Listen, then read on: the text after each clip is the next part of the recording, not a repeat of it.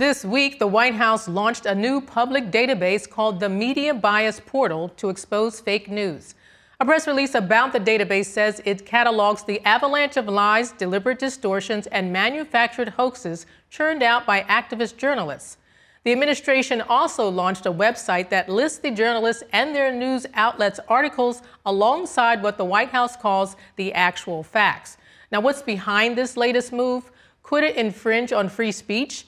Joining us now is Jeffrey Tucker, the founder and president of the Brownstone Institute, a nonprofit organization focused on post-pandemic freedom and reform. He's also a senior columnist for the Epoch Times. Welcome back, Jeffrey. It's good to see you as always. Surely. Now, this administration is putting reporters on notice. In addition to the database and website, it's very active on social media. So here's an example of what officials are posting on social media. Hi, I'm Lauren Bick, Deputy Assistant Secretary at the Department of Homeland Security. And I'm here to set the record straight on a few fake news stories from this week. First, we have another disgusting pepper spray hoax.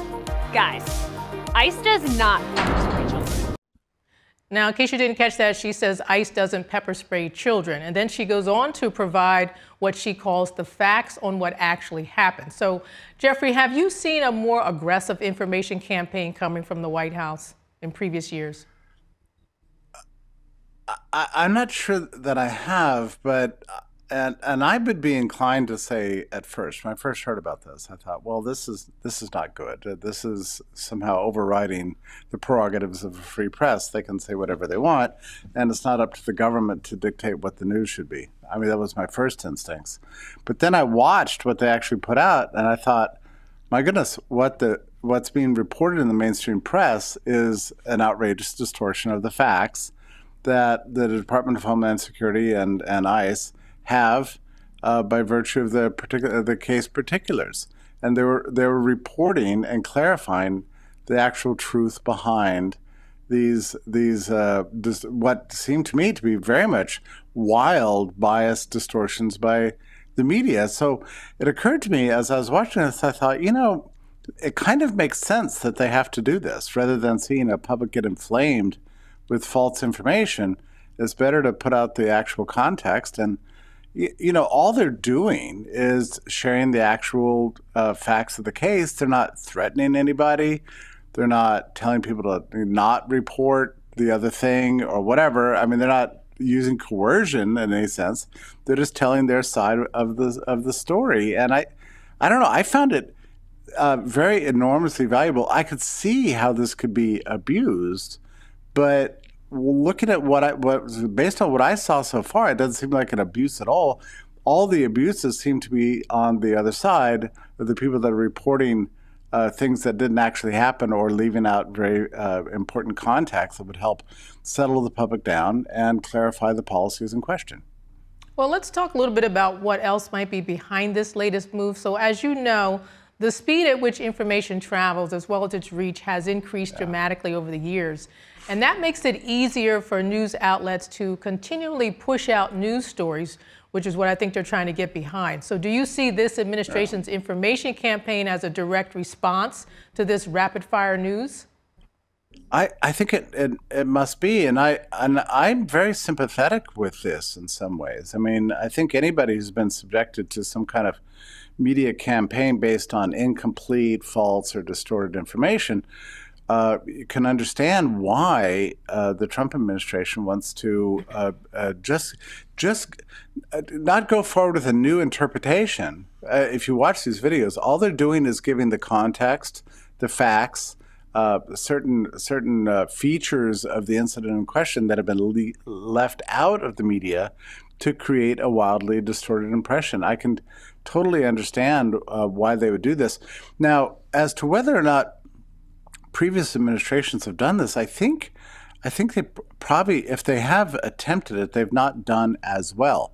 I don't think you've ever had a relationship between a presidential executive administration and the press that has been, and the mainstream press, or what some people call the legacy corporate press, that has been so hostile. It's been unrelentingly divisive and hostile now going on 10 years. Everybody knows this. So we can fully expect that these legacy media outlets would use every occasion to make the Trump administration look bad. And you look at it from the point of view of the public, all we really want are the facts of the case, right? Many people are just independent and looking for what's going on. And, in the case of this immigration thing, I'm a very good example of a person in this position. I would like to know what ICE is actually doing, whether there's any justification for it.